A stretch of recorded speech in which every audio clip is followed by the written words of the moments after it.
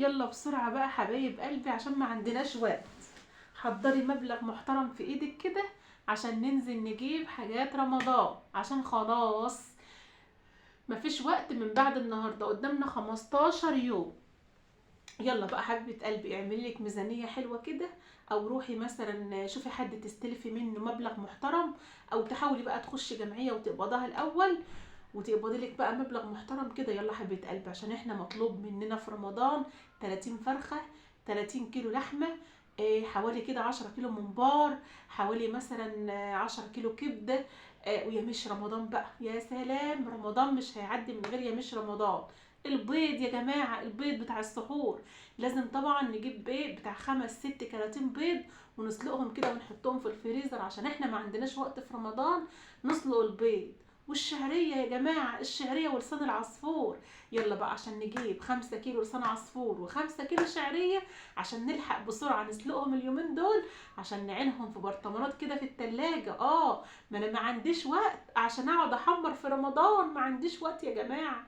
طيب ايه تاني اللي ممكن نجيبه؟ ايه تاني اللي ممكن نجيبه؟ اظن دي الحاجات كلها اللي ممكن الجبن بقى، وما ادراك ما الجبن بقى، الجبن بانواعها كلها. مش هسيب نوع في السوق مش هجيبه. انا معايا الفلوس اهي، معايا الفلوس محضراها هي. بصوا يعني حوالي كده 30,000 جنيه، 30,000 جنيه سرقاهم.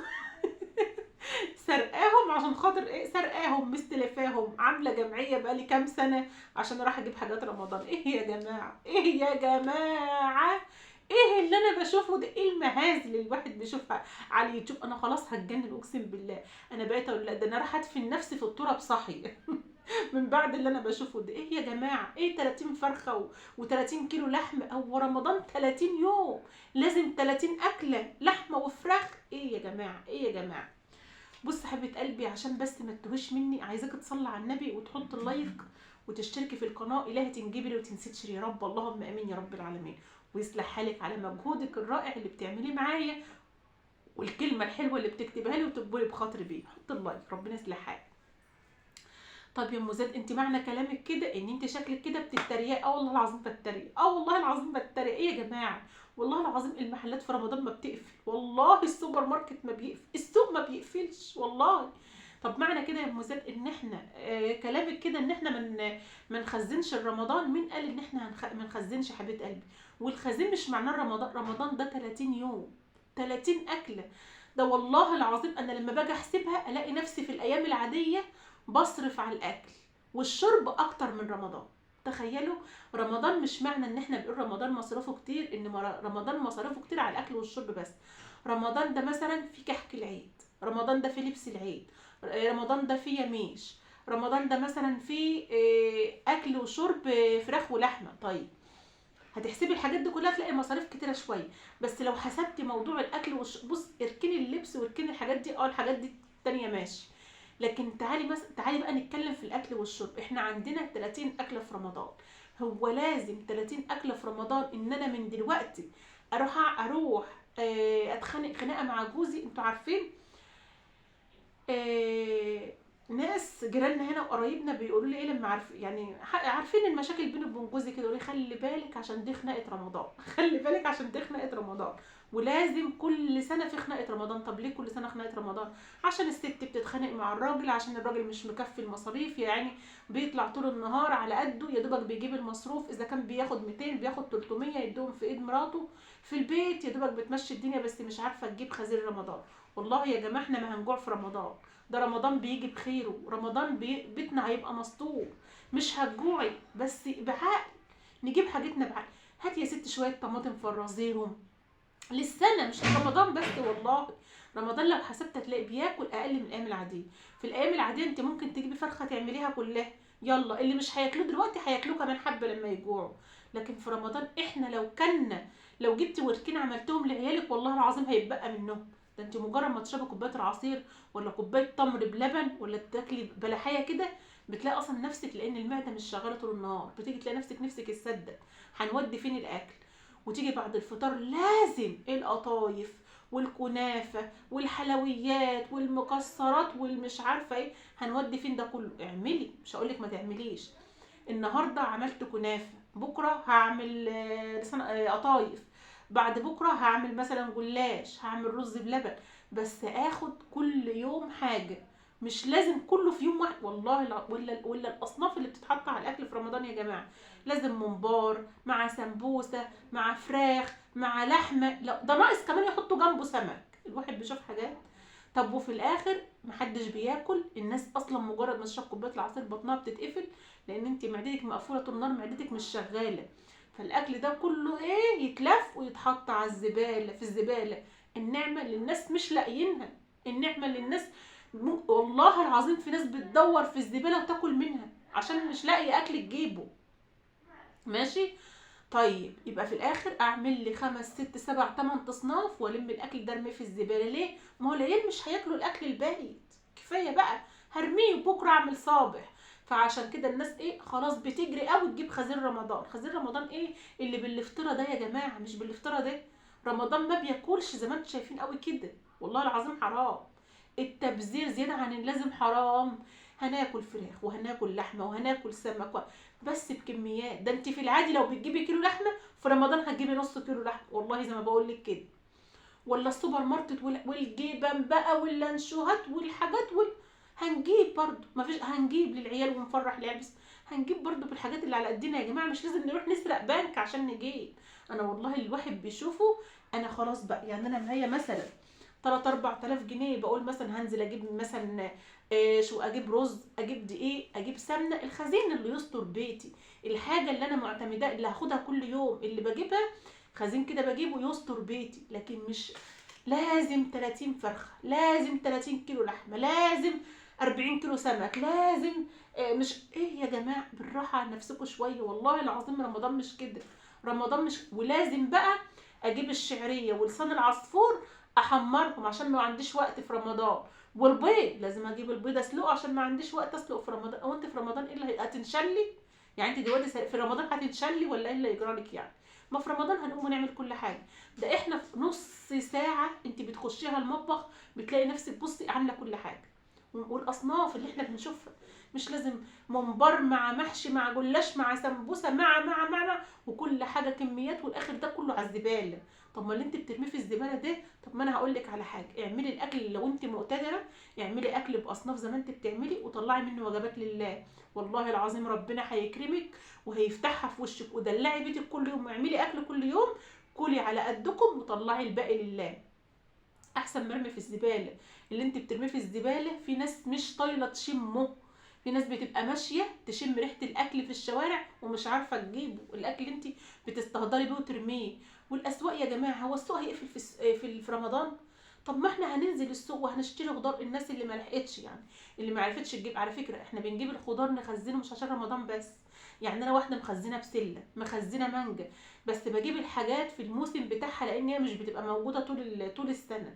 يعني مثلا الملوخيه ساعات مش بتبقى موجوده، البسله، الفاصوليا، الحاجات دي ما بتبقاش موجوده، احنا بنجيبها نخزنها عشان هي مش بتبقى موجوده، تبقى موجوده عندنا.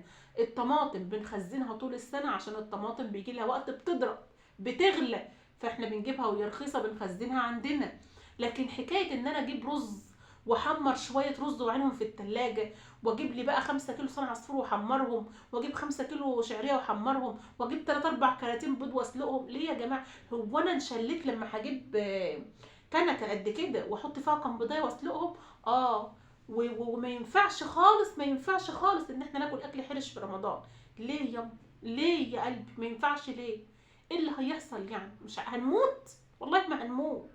ايه المشكله لما اجي في رمضان اعمل لي شويه مسقعه، ولا اعمل لي شويه عجه جنب العيش الحلو اللي انا خبزاه في الفرن كده، جنب مثلا حبه جرجير، جنب طماطم مقطعاهم سلطه، وشكلي بقى. والاكل ده يا سلام يا سلام، اهو ده اللي ما بيبقاش منه حاجه. انا عندي لما بعمل اكل حرش في رمضان والله ما بيبقى منه حاجه، بيتاكل وبيشبعك، وفي السحور بتلاقي منه. عشان في ناس هتيجي تقول لي لا لا في رمضان ما ينفعش اكل حرش. ليه؟ إيه اللي ما نفعوش؟ هو اللي ينفع معانا ان انا اروح اخرب بيت جوزي واستلف من هنا ومن هنا عشان اجيب 30 اكله فيها لحوم وفراخ في رمضان؟ ولا يا ام زاد يا مش رمضان بقى، انا داخل عليا رمضان لازم اجيب 5 كيلو تمر، ولا 10 كيلو تمر، واجيب 10 كيلو خشاف، واجيب 10 كيلو اسمه ايه دوت اللي اسمه ايه، عين الجمل ولوز وفستق وبندق ولوز وعين الجمل. ايه يا جماعه، ايه يا جماعه، عشان الحشوات بقى بتاعت الحلويات بتاعت رمضان. والاخر تيجي تعملي الحاجات دي كلها اقسم بالله ما بتتاكل. احنا بنقوم من على الفطار شبعانين، عشان تيجي تحط حاجه في بطنك ما بتقدريش. اعملي، لو جبت كيلو قطايف ولقيت نفسي برمي نصه في الزباله، اعملي نصه واعملي نصه المره تانية. الكنافه مش لازم تدب الكيلو مره واحده، بالحشوات بالبتاع دوت بالعسل بتاعه بالكلام ده، وارمي في الزباله. لا، اعملي لك ازازه عسل حلوه كده وخدي منها وقت اللزوم، واعملي بدل كيلو كنافه اعملي نص كنافه، بدل كيلو قطايف اعملي نص قطايف. انت ممكن تعملي الحاجات دي كده وعيالك ما ياكلوهاش، لان عيالك ما بيحبوش حلويات البيت. والله يا جماعه الحاجه التبذير فيها زياده عن اللازم ما ينفعش. اعملي الحاجه على اللي على قدك. وبعدين انا مش امر عليا ان انا لازم اجيب بط في رمضان واجيب حمام واجيب ممبار واجيب اشوف ايه اللي عيالي بيحبوه. انت ممكن تعملي كده عشان فرحه رمضان بقى، يلا كل سنه واحنا طيبين بقى، يلا مش مشكله ده شهر ايه يعني لما نعمل اكل ويترمي، مش اهم حاجه ان ايه، ان نيجي اخر النهار، ان نيجي ساعه المغرب كده نلاقي الطبليه بقى مرسومه اشكال والوان بقى عشان رمضان يا ام زياد. طب يا حبيبه قلبي، انت سالتي نفسك عيالك بياكلوا الاكل ده؟ انت ممكن تعملي اشكال والوان، عيالك بياكلوا الاكل ده؟ اعملي الحاجه اللي عيالك هياكلوها، اعملي الكميه اللي عيالك مش هيرموا منها. يا رب ياكلوا الدنيا كلها بالف هنا وشفا. بس مش لازم بقى ان انا احط على الفطار فرخه وجنبها كيلو لحمه يعني. ما انا بجيب اصلا في الايام العاديه مثلا كيلو سمك، مش لازم اجيب في رمضان 2 كيلو سمك عشان رمضان يا ام الزاد والعيال صايم. ما هو صايم ومحدش بياكل، صايمين محدش بياكل، ما هي دي الوكسه يا اختي، ما هو الوكسه محدش بياكل. وفي الاخر نلاقينا صارفين قد كده وخارجين من رمضان بميزانيه قد كده، اللي سالفه فلوس من صاحبتها، واللي سالفه من اختها، واللي خربت بيت جوزها، واللي دخل، واللي طلعت جوزها مديون من رمضان، واللي طلعت جوزها مفلس، واللي كانت عامله جمعيه وصرفتها كلها في الاكل والشرب والخزين وحاجات قد كده. وتبص تلاقي 30 يوم انت راميه اكل في الزباله يكفي اسره واثنين وثلاثه كانوا عايزين اصلا ياكلوا معاكي فيه. حرام. اعملي الوجبات بتاعتك، واعملي اطعام 30 وجبه في اليوم لحد غلبان. لا واحده ما بتعرفش تطبخ، ما بتقدرش تطبخ يا عيني، ما عندهاش فلوس انها تطبخ بيها، اعملي وطلعي. لو انت مستكتره الاكل ومعاكي فلوس وعايزه تطبخي اعملي وطلعي لله. تمام كده. والله يا جماعه رمضان مش بالطريقه دي. انا واحد يعني، انت يا ام زيد مش هتنزلي تجيبي خزين؟ هنزل اجيب يا حبيبتي، هنزل اجيب، هنزل مش هقولك مش هجيب، بس هجيب الحاجات اللي يا جماعه اللي فيها رحمه، اللي فيها رحمه. هجيب على قد اللي معايا، مش هروح اسرق بنك عشان اجيب. ما انا بقى اعمل ايه طيب؟ هجيب ده كله من كل واحد بيجيب بالراحه. وحتى لو جبت مثلا هنزل اجيب شكاره رز، هنزل اجيب شكاره دي، بس مش معنى كده ان الحاجات اللي انا جايباها رمضان بس اللي لازم اخلصها في رمضان بس. لا ده انا عندي شكاره رز بقى، ده انا بدل ما اعمل شويه رز قد كده والحاجه طول ما هي كتيره قدامك طول ما انت بتبزري فيها، لا انا عندي شكاره رز اهي اخلصها وما يخلص رمضان ابقى اجيب طحنه في رمضان الاكل يتعمل ويترمي. ايه المشكله؟ عندي شكاره دي جايباها، لا اما اعمل بقى حلويات واعمل معجنات واعمل ومش مشكله، اما رمضان يخلص ابقى اجيب غيرها. ما كده كده إيه احنا الحاجه موجوده عندنا في البيت اهي. لا اعملي على قدك يما، هي الحاجه دي لو بقت لبعد رمضان هتموت، هيجرى لها حاجه؟ والله في ناس بتبقى جايبه حاجات وتطلع من رمضان تلاقي عندها الحلويات مثلا باظت، البلح الكلام ده كله، تقوم جايه حاطه ده كله ده في الزباله. طب ما تشحتيه لحد يوم، اديه لحد يكون محتاجه. وكستوني جبت لي وكسه اللي على اليوتيوب، ارحموا الناس الغلابه، ارحموا الناس اللي ظروفها تعبان. والله يا جماعه انت لو حتى ما جبتيش حاجه دلوقتي رمضان موجود، السوق فاتح كل يوم، السوبر ماركت فاتح كل يوم، هتنزلي برضو هتروحي تجيبي كل الحاجات اللي انت عايزاها في رمضان، مفيش اي مشكله، المحلات مش هتقفل، الاكل مش هيخلص. عارفين الناس محسسني بايه؟ الناس محسسه علقت على الشاي، لا علقه على الشاي. انتوا عارفين الناس محسسيني بايه؟ محسسيني ان انا لازم اروح اكوش واجيب حاجات ب 10000 جنيه عشان بعد مش هنلاقي اكل خلاص. انا احط الاكل في حضني واخده في حضني كده وانا نايمه علشان مش هلاقي اكل في رمضان. والله العظيم هنلاقي، وخير ربنا كتير وهناكل وهنشرب وكل حاجه، بس بالراحه بالراحه. وكستوني حرام عليكم. يلا حبايب قلبي اشوفكم على خير، مع الف سلامه.